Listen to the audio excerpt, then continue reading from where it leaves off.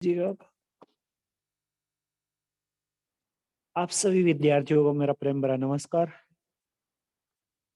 दिन मंगलवार, राम जी की कृपा दृष्टि आप सब पर रहे। दिन मंगलवार 25 जनवरी 2022 में मैं आप सभी विद्यार्थियों का एक बार फिर से ऑनलाइन क्लास में भव्य स्वागत है। जैसा कि आज का जो हमारा विषय रहेगा, सृंजय के द्वारा रचित जो कहानी है टोपी, यही आज का हमारा विषय रहेगा, टोपी। इसी पर आज हम चर्चा परिचर्चा करेंगे।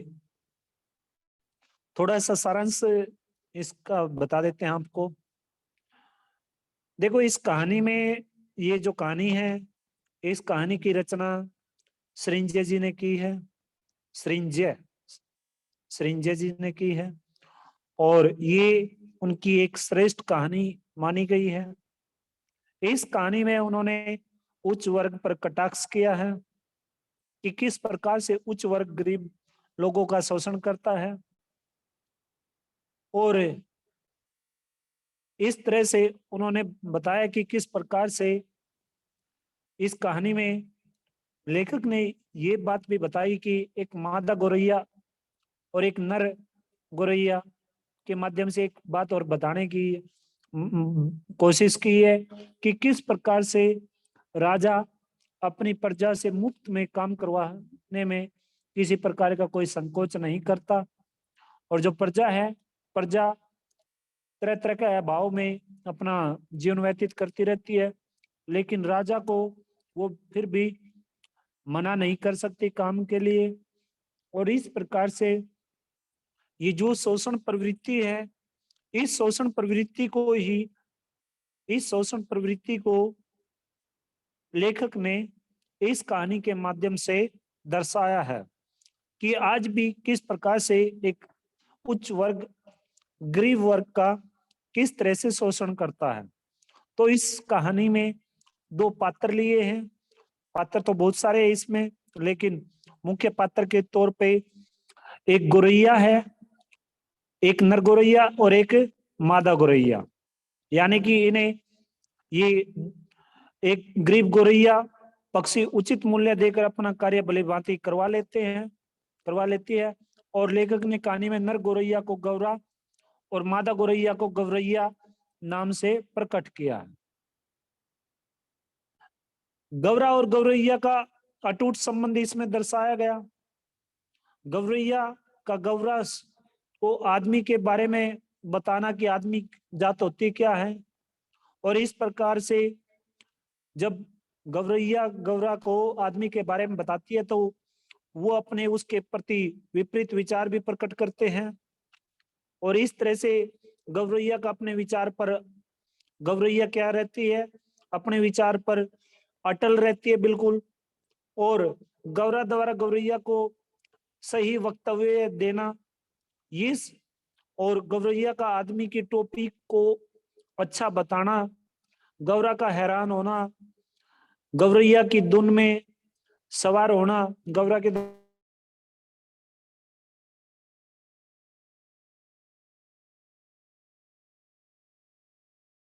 ठीक है, ये इस प्रकार की जो सभी बातें हैं इस अध्याय में दर्शाई गई हैं।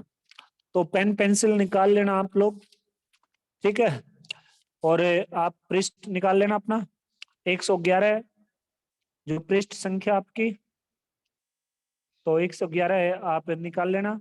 सबसे पहले जो इसमें शब्दार्थ दिए गए हैं, कठिन शब्दार्थों को देखेंगे। बिन बिनसार, बिनसार का मतलब होता है प्रातःकाल या सवेरा। पौते घोंसले, जुटपुटा सवेरे या शाम का समय जब प्रकाश इतना कम हो कि कोई चीज साफ दिखाई ना दे। लट जीरा, चिचड़ा या एक पौधा। सराफा, सिर से पांव तक पहना जाने वाला वस्त्र। शक, शक्ति या सामर्थ्य। लफड़ा, उलझन या झंझट। फक, केवल। अपन, अपना।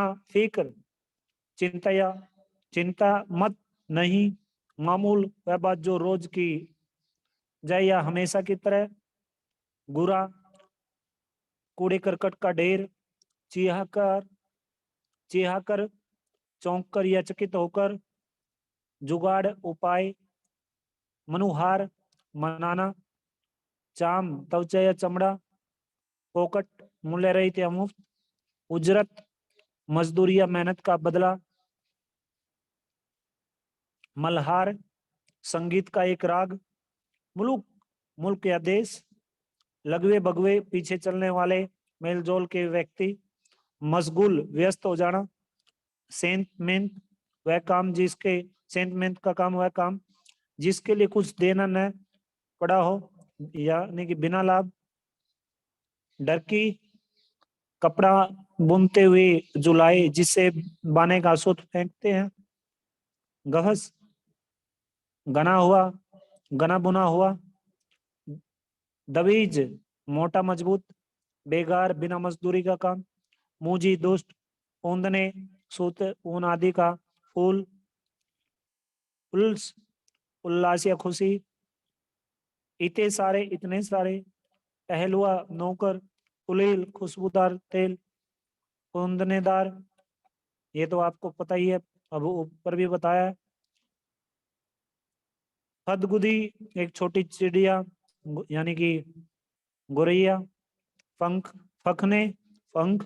क्षमा, अक्षमा, माफी। नायाब, बहुमूल्य। हुनरमंद, कुशल या गुणी या कारीगर। मानिंद, अनुरूप, स्त्रीखा या जैसा। नफासत, सजा या सजा संवरा। जूरती, जुटन, एकत्रित होना। पाखी, पक्षी या चिड़िया। लश्करी, पलटन, सेना। लवाजिमा, यात्रा आदि में साथ रहने वाला सामान। नगीना, सुंदर। अकबकाना, घबरा जाना। तो इस प्रकार के ये जो कठिन शब्द हैं, ये आपके पाठ्यक्रम में, इसमें आपके अध्याय में दिए हुए हैं।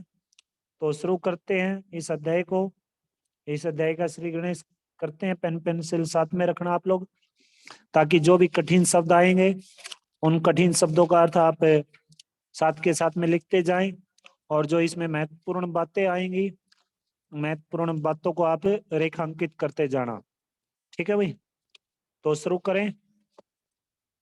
एक एक थी गौरैया और एक था गौरा, यानी कि अब जो गौरा है वो नर गौरैया था। ठीक है, दोनों एक दूसरे के परम संगी, परम संगी होते हैं सबसे अधिक साथ देने वाले। ठीक है, जहां जाते, जब भी जाते, साथ ही जाते, साथ हंसते, साथ ही रोते, एक साथ खाते पीते, एक साथ सोते। बिनसार होते ही खोते से निकल पड़ते दाना चुगने, और जुट पुटा होते ही खोते में आ घुसते। अब बिनसार, सवेरा, प्रातःकाल। खोते, घोंसला।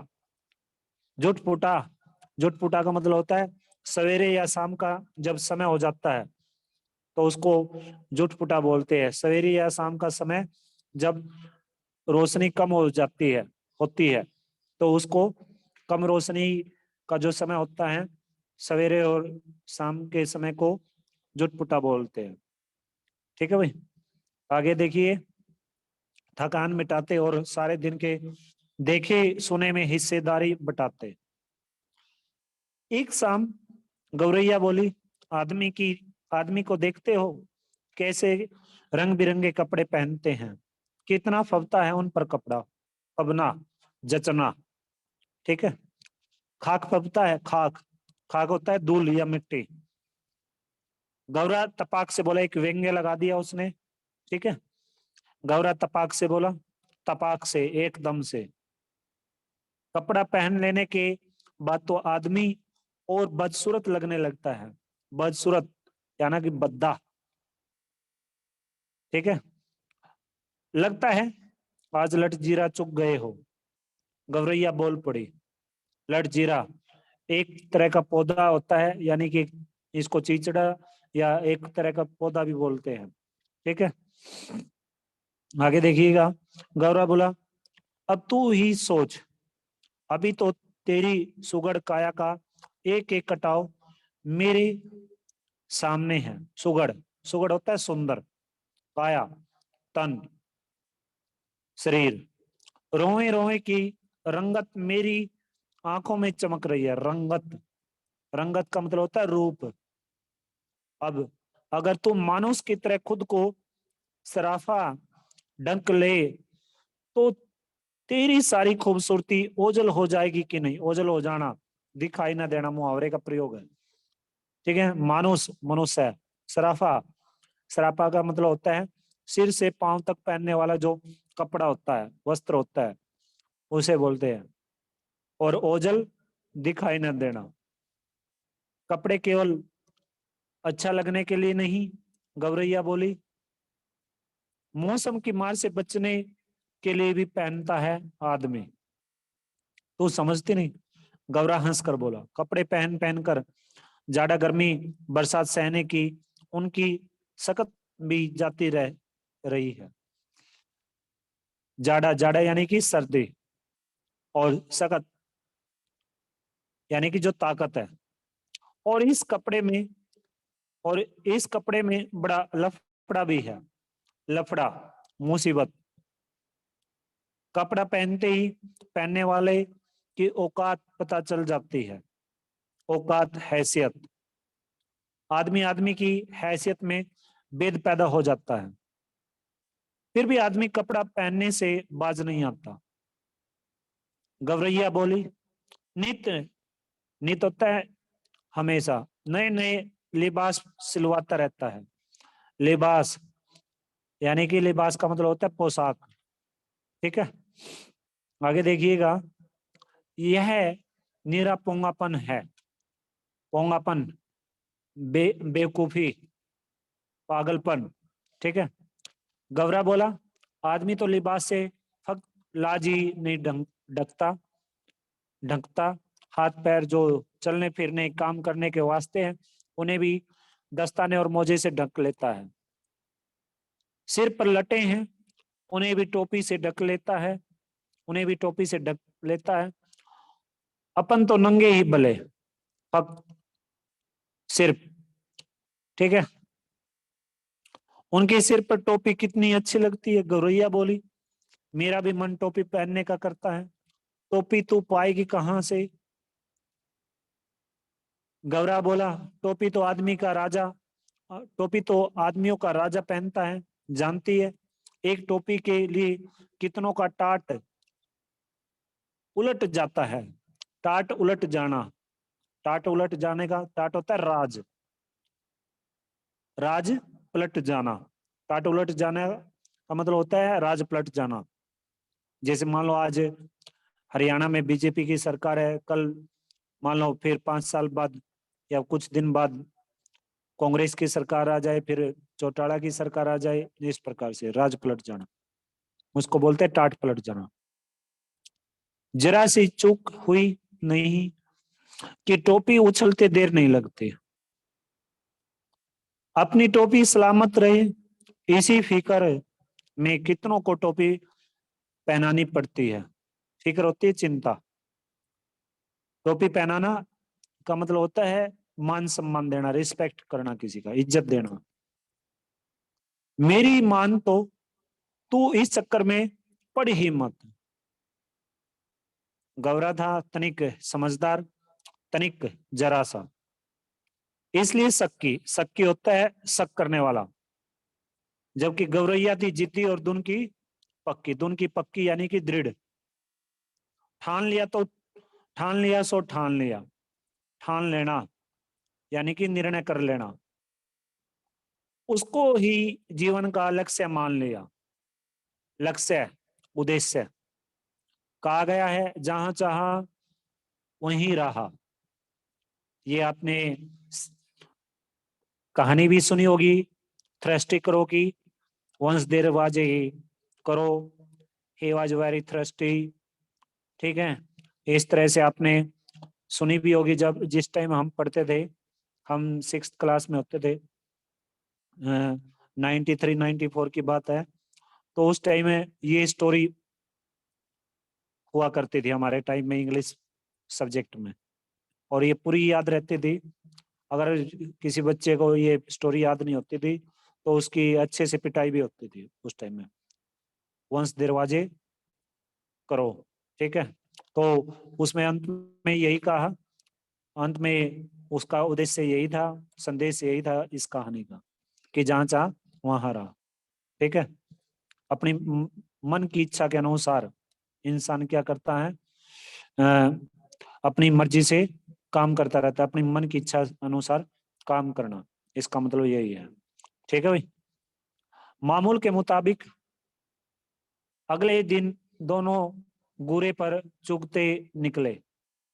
मामूल, मामूल होता है वह बात जो हर रोज की जाती है, हमेशा की तरह जो दोहराई जाती है, वही बात, एक ही बात को प्रतिदिन दोहराना, ठीक है, उसे मामूल बोलते हैं, ठीक है भाई।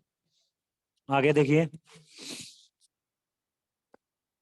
चुगते चुगते उस रुई का एक फाहा मिला। मिल गया, मिल गया, मिल गया, गवरैया मारे खुशी के गुरे पर लौटने लगी।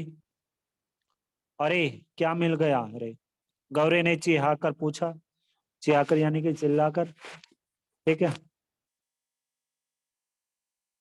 मिल गया, मिल गया, टोपी का जुगाड़ मिल गया। गौरैया ने गौरे के सामने रुई का फाहा धर दिया। तेरे जैसा ही एक बावरा और था, बावरा यानी कि पागल, ठीक है। गौरा बोला, रास्ता चलते चलते उसे अचानक एक दिन पड़ा हुआ चाबुक मिल गया। चाबुक था बड़ा उम्दा और लचकदार, किसी घुड़सवार के हाथ से छूटकर गिर गया होगा।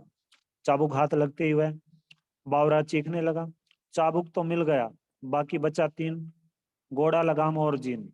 ये तीन चीजें उसे नहीं मिली, सिर्फ चाबुक, चाबुक की प्राप्ति हुई।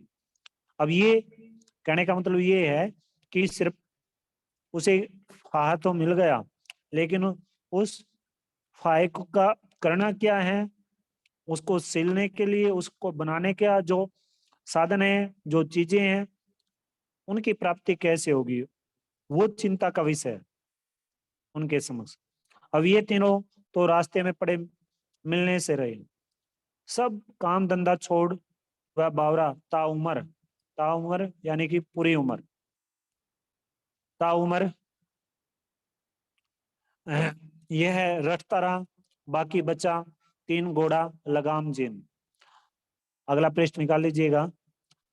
गौरा उसे समझाते हुए बोला, इस रुई के फाये से लेकर टोपी तक का सफर तुझे कुछ अता पता है? चाबुक समझते होगे, चाबुक का मतलब क्या है? देखिए फिर भी आपको बता दें, घोड़े को आगे चलाने के लिए मारने वाली चमड़े की जो पट्टी होती है ना, चमड़े से बनी हुई जो पट्टी होती है, उस चमड़े की पट्टी को ही चाबुक बोलते हैं। जैसे पशु या जानवरों को आंकने के लिए, आगे चलाने के लिए क्या करते हैं, लकड़ी के वो लकड़ी सी रखते हैं, एक डंडा सा रखते हैं लकड़ी का। तो इस तरह से ये चाबुक चमड़े की एक पट्टी होती है, ठीक है। आगे देखिएगा, बस देखते जाओ अब कैसे बनती है टोपी। गौरैया रुई का फा लिए एक दुनिया के पास चली गई। दुनिया क्या होता है? रुई दुनने वाला जो होता है। वह कांपते हुए बोला, तू जाती है कि नहीं? देखती नहीं, अभी मुझे राजा जी के लिए रजाई बनानी है। एक तो यहाँ का राजा ऐसा है जो चाम का दाम चलाता है, ऊपर से तू आ गई फोकट की रुई दुनवाने। यानी कि वो काम का पैसा नहीं देता, वो अपने चमड़े, अपने चाम से, अपना जो उसके चाबुक है, उस चाबुक से काम करवाता है राजा वहां का। वो अपनी प्रजा को तरह तरह के कष्ट देता रहता है, प्रजा की कि उसे किसी प्रकार की चिंता नहीं है। अब चाम का दाम से मतलब है मेहनत मजदूरी का दाम उचित न मिल पाना, ठीक है। फोकट होता है मुफ्त में, ठीक है। उजरू न करो भाई भैये, उजरू का मतलब होता है चिंता, चिंतन करना या चिंता करना। गौरैया बोली, मैं तुम्हें पूरी उजरत दूंगी। उजरत होते मजदूरी। इसे दून दो भैया, आधा तू ले ले, आधा मैं ले लूंगी। अब कहानी शुरू हो जाती है, बहुत ही महत्वपूर्ण क्वेश्चन बन जाएगा। ये टोपी बुनने का जो सफर है उसके बारे में आप क्या जानते हो, ये बातें आप उसमें लिख सकते हो। बहुत महत्वपूर्ण क्वेश्चन है, इस अध्याय से अधिकतर पूछा जाता है ये। दुनिया को अपनी जिंदगी में आज तक इतनी खरी मजदूरी कभी न मिली थी। मजूरी होता है मजदूरी, मेहनत, ठीक है। वह जट तैयार हो गया, जट जल्दी से, अति शीघ्रता से। गर्र चों उसकी तांत बज उठी। उसने बड़े मन से रुई धुनी, लो इसे। उसमें से आधा दुनिया ने ले लिया और आधा गौरैया ने। इससे उत्साहित गौरैया गौरैया एक कोरी के यहाँ गए और कहने लगे। उत्साहित होता है जब हौसला बढ़ जाता है, उसको उत्साहित बोलते हैं। और कोरी होता है जो सूत काटने वाला होता है, उसको कोरी बोलते हैं, ठीक है भाई। कोरी भाई, कोरी भैया, इस दुनी रुई से सूत काट दो। कोरी की कमर झुकी हुई थी, उसने बदन पर दजी दजी हो चुका एक दूसा डाल रखा था। दजी दजी का मतलब होता है तार तार, और दूसरा होता है मोटा कपड़ा, एक तरह से मोटा दूसाला। वह बड़ी अनिच्छा से बोला, अनिच्छा होता है बिना इच्छा के। तो उन लोग यहाँ से भागते हो कि नहीं, देखते नहीं, अभी मुझे राजा जी के अचकन के लिए सूत काटने हैं। अचकन होता है पहनने का जो लंबा कोट होता है, लंबे कोट को ही अचकन बोलते हैं। मुझे फुर्सत नहीं है मुफ्त में मल्हार गाने की। भैया इस मुल्क में सब काम क्या राजा जी के लिए होता है? मुल्क, देश, मुल्क। गौरैया अचरज से बोली, अचरज होता है हैरानी से। तो किस मुल्क से आई है? कोरी ने उसे बर आंख देखा। जानती नहीं यहाँ का चलन, खट मरे बरदा बैठा हाय तुरंग। यहाँ सब काम राजा जी के नाम पर और राजा जी के लिए होता। खट मरे बरदा बैठा खाए तुरंग। अब इसका जो मतलब है, शाब्दिक अर्थ है, मजदूरी कोई करे और उसका मजा कोई और लूटे, ठीक है। एक तरह से कहावत है ये। राजा जी के लगवे बगवे भी तो बहुत हैं, इसी में उनका भी काम होता है। लगवे बगवे होते हैं जो पीछे चलने वाले होते हैं। मुकरो मत भैया, हम तुम्हें माकुल मुआवजा देंगे, यानी कि हम तुम्हें उचित मजदूरी देंगे। माकुल मुआवजे का मतलब होता है उचित मजदूरी देना। गौरैया बोल पड़ी, इसे काट दो, आधा तुम ले लो, आधा मैं ले लूंगी। कोरी भी तैयार हो गया। इतनी वाजिब मजूरी पर काम न करना मूर्खता होती है। वाजिब, वाजिब होता है सही। तनन तनन करके उसकी तकली चरखी ताता थैया करने लगी। काफी महीन और लच्छेदार सोते काट दिए उसने। महीन महीन होता है बारीक। महीन महीन का मतलब क्या होता है? जो बारीक है। अगला पृष्ठ निकाल लीजिएगा, ठीक है। तो कदम कदम पर मिलते, कदम कदम पर मिलते कामगारों के सहयोग ने, कामगारों के सहयोग ने गौरैया को आगे बढ़ने पर उकसा दिया। इसके बाद वे दोनों एक बुनकर के पास गए और इसरार करने लगे, बुनकर भैया, इस कते सूत से कपड़ा बुन दो। उकसा देने का मतलब होता है उत्तेजित कर देना, ठीक है। बुनकर इन्हें अगबग होकर देखने लगा। अगबग, अगबग का मतलब होता है अगबग होकर देखना, एक तरह से मुहावरे के तौर पे प्रयोग हो जाता है। अगबग का मतलब होता है हैरान, हैरान होकर देखना, ठीक है। हटते हो कि नहीं यहाँ से? देखते नहीं। अभी मुझे राजा जी के लिए बागा बुनना है। बागा होता है एक प्रकार का वस्त्र, एक वस्त्र। अभी थोड़ी देर बाद ही राजा जी के कारिंदे हाजिर हो जाएंगे। कारिंदे होते हैं जो कर्मचारी होते हैं, नौकर चाकर। साव भरे साव करे भाव तो चबाक करे चाकर। साव करे भाव तो चबाक करे चाकर, यानी कि अधिकारी आदेश करता है और नौकर वर्ग क्या होता है, उसके आदेश का पालन करता है। इसका मतलब ये है। ठीक है भाई। इतना कहकर बुनकर अपने काम में मशगूल हो गया। मशगूल होना, व्यस्त हो जाना। इसे बुन दे भैया, गौरैया ने साहस संजोकर कहा। हम सेंत मेंत का काम नहीं करवाते। सेंत मेंत का होता है वह काम जिसके लिए हम कुछ भी न देना पड़े, व्यर्थ का, बगैर पैसों के काम नहीं कराते। इसे बुन दे और आधा तू ले ले, आधा हम ले लेंगे। बुनकर ने देखा कि सौदा बुरा नहीं है, वह तैयार हो गया। सूत अपनी ओर खींचकर ताना बाना पसार दिया। पसार देना, फैला देना। उसका करगा चलने लगा। करगा होता है जो चरखा है, चरखे को ही करगा बोलते हैं। डरकी ढुलकने लगी। डरकी, डरकी का मतलब होता है कपड़ा बुनते हुए जो लाए, जिससे जिस बाने का सूत फेंकते हैं उसे डरकी बोलते हैं। थोड़ी देर में उसने काफी गफस और दवीज कपड़ा बुन दिया। गफ यानी कि गना गना बुना हुआ जो कपड़ा होता है, और दबीज होता है मोटा। अच्छे से बुन दिया और मोटा बुन दिया। ठीक है। आधा उसने ले लिया और आधा इन्होंने। गौरैया ने 3/4 मंजिल मार ली थी। ये 3/4 मंजिल मारने का मतलब है कि उसका एक तरह से 3 हिस्से का काम हो चुका था, एक हिस्से का काम पेंडिंग था। यानी कि जैसे 1 रुपये में से 75 पैसे काम हो गया और 25 पैसे काम पेंडिंग। कपड़ा लिए दिए वह दर्जी के पास जा पहुंची। दर्जी भैया, दर्जी भैया, इसकी टोपी सील दो।